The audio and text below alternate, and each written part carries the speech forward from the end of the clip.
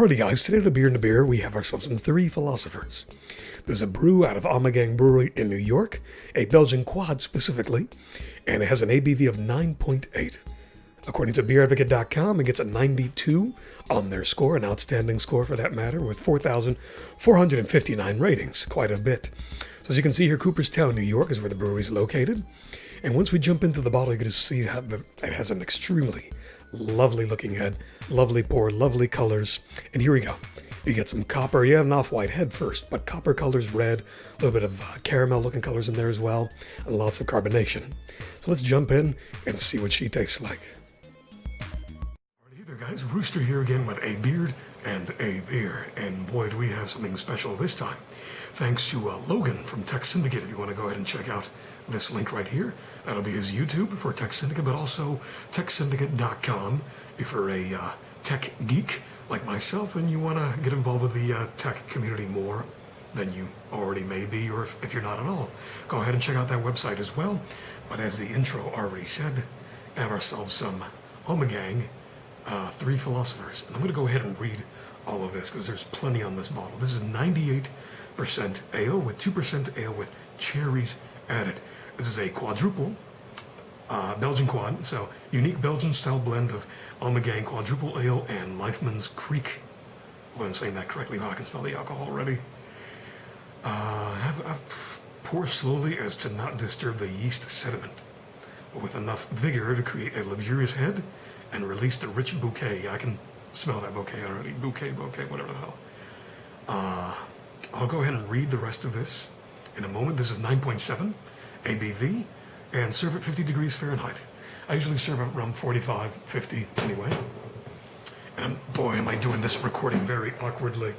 I'm using a different camera, if you can already tell, and I have a mirror, a hand mirror, behind this camera so I can see myself, because this has no video out. It does, but only to see what's already saved on the camera, which is stupid. Like, why do they do this?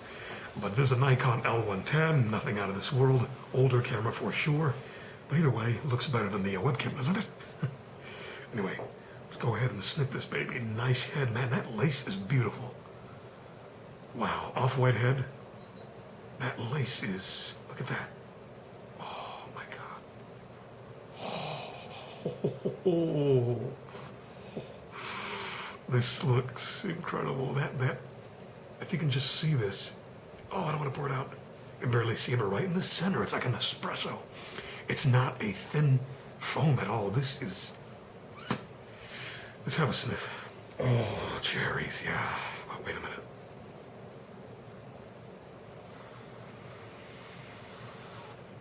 Oh, caramel, cherries, brown sugar. I'm not sure if that's toffee, but sometimes I get stuck between toffee and caramel because they're very similar in aroma. And yeah, that's actually about it. Yeasty, I'll tell you that. A little bit of biscuit there. Cracker. Yeah, I can go with that. Similar with the whole biscuit term. But, I wanted to sniff one last time because this, I don't even know if this is available in my area. Logan sent me, he was supposed to send me one. I was interested in one, but he said he was going to send me a bunch of others, and this was one of them. Now, I don't know if I had this one in my area. I have no idea because I had no idea he was going to send it, so. But let's see. Oh, there's some fruit there that I'm not getting. It's not citrusy, but it's a bright colored fruit. Could just be the cherries, I suppose, but either way, let's go ahead and see what she tastes like. That's gonna get all over this. Well, that was certainly interesting. Sweetness, a bit of cracker, biscuity there, burnt sugar. I want to say I'm getting the cherries. I'm not sure. The aftertaste is pleasant. I mean, there is a little bit of an aftertaste, but not much. It's not overwhelming my mouth. The mouthfeel is just a little bit above medium, I want to say, but that's probably also because of the alcohol content. That can sometimes make it seem heavier just because of, well, the higher ABV. And that's funny, man. I just recently trimmed this and it looks like it's long all over again. But, man, that lace, that foam is just staying. But it's so nice looking. It's beautiful. Look at that lace. Wait, come on. Look at that. Look at that. Look at that lace, man. Nice beer. Nice beer. Well, let's see what else I got. The caramel really comes through now.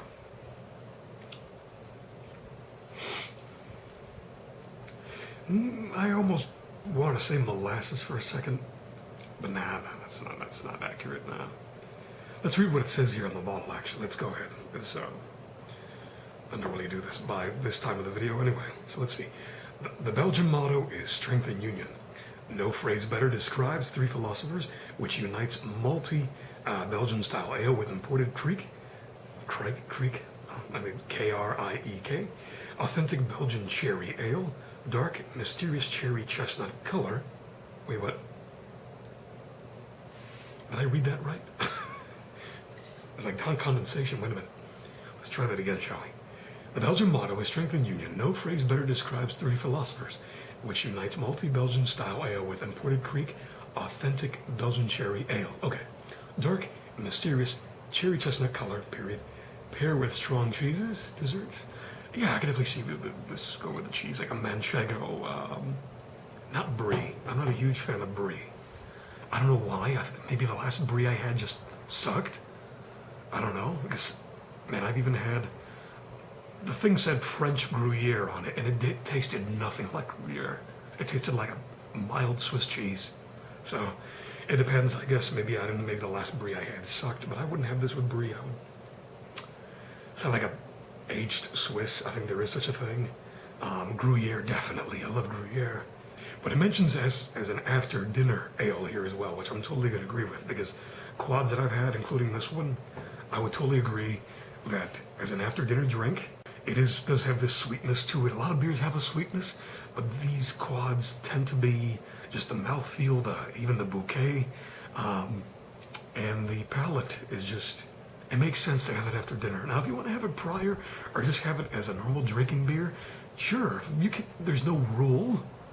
It's like the rule people say they have to drink red wine with red meat. It's all preference. You drink whatever you want, whenever you want. But personally, for me, you make up your own mind. I would definitely have this after dinner, and if I have it any other time of the day, just as a drink, I'm probably only going to have one of these. Maybe two. But overall, this is a great beer. As I said, oh, and I even forgot to mention, look at the carbonation it still has. Look at this. Just look at that. It hasn't stopped this whole damn time. I forgot to mention that in the beginning. Probably as I'm going to edit this, I'll probably mention it in the beginning with the voiceover. But, God, that lace is beautiful. Look at this. Just look at that. Beautiful lace. It's almost as pretty as lace panties. Yeah, so definitely a winner in my book. Remember, guys, I don't necessarily write things. You make up your own damn mind. And leave a comment below. If you've already had this, or you're going to, and you buy it, whatever, just leave a comment, leave some feedback. And let me know what you thought. But as always, guys, thanks for watching. And stay tuned for more videos like this. Or tech stuff if I finally start uploading more of that, because I just haven't had much to upload in regards to that. This is mesmerizing. I love the carbonation. It's beautiful beer, very nice. Copper, yeah. Thank God I brought my big glass. This bottle's enormous. So guys, thanks for watching. Subscribe and like, leave a comment, and cheers.